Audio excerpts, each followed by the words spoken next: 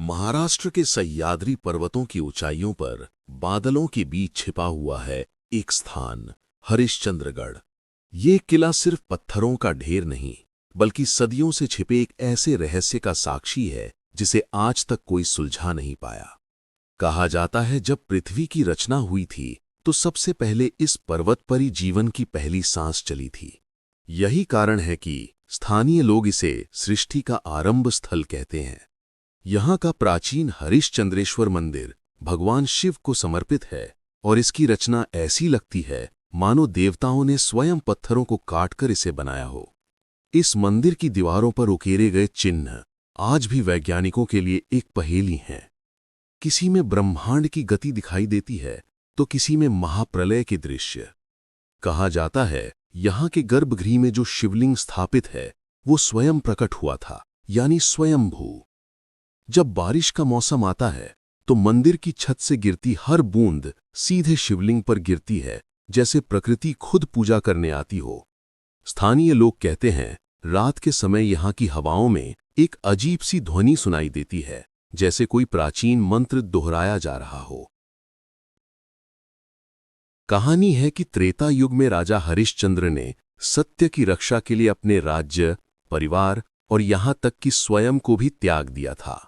अपने कठिन तप के दौरान उन्होंने इसी पर्वत पर भगवान शिव की आराधना की थी।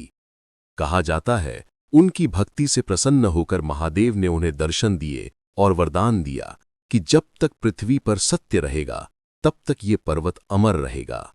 इसलिए इसे हरिश्चंद्रगढ़ कहा जाता है। लेकिन एक और किंवदंती है जो लोगों के मन में डर भी पैदा करती है। माना जाता है जब पृथ्वी पर असत्य का राज बढ़ जाएगा तो यही मंदिर महाप्रलय का द्वार बनेगा और यहीं से दुनिया का अंत शुरू होगा।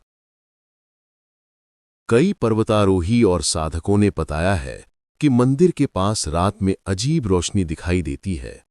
कोई कहता है कि वो दीपक है जो अपने आप जलता है, तो कोई कहता है कि वो प्रेतात्माएं हैं जो इस स्थान की रक्षा करती हैं। कुछ लोगों का दावा है कि जब वो मंदिर में अकेले ध्यान करते हैं तो उन्हें घंटियों की आवाज और शिव तांडव की गूंज सुनाई देती है, जबकि वहां कोई नहीं होता। आधुनिक वैज्ञानिक इसे हवा और ध्वनि का खेल कहते हैं, लेकिन पहाड़ के लोग इसे महादेव की उपस्थिति मानते हैं। हरिश्चंद्रगढ़ की सबसे ऊंची चोटी, जिसे कोकण काड़ा कहा जाता है, वहां खड़े होकर जब सूरज उगता है तो लगता है जैसे पूरा ब्रह्मांड उसी स्थान से जन्म ले रहा हो। कई साधक मानते हैं कि यहाँ की ऊर्जा साधना करने वालों को दिव्य अनुभूति देती है, पर हर कोई उस अनुभूति को झेल नहीं पाता। कहते हैं जिसने भी उस ऊर्जा को महसूस किया उसकी जिंदगी सदा के लिए बदल गई। कोई सन्यासी बन गया तो कोई गुमनाम हो गया। और आज भी जब रात की चांदनी इस मंदिर पर गिरती है तो लगता है जैसे पत्थर सांस ले रहे हों, जैसे समय रुक गया हो और जैसे महादेव स्वयं इन पहाड़ों में विराजमान हो। कहा जाता है दुनिया की शुरुआत यहीं से हुई थी और जब इसका अंत होगा तो यही पर्वत पहला गवाह बनेगा।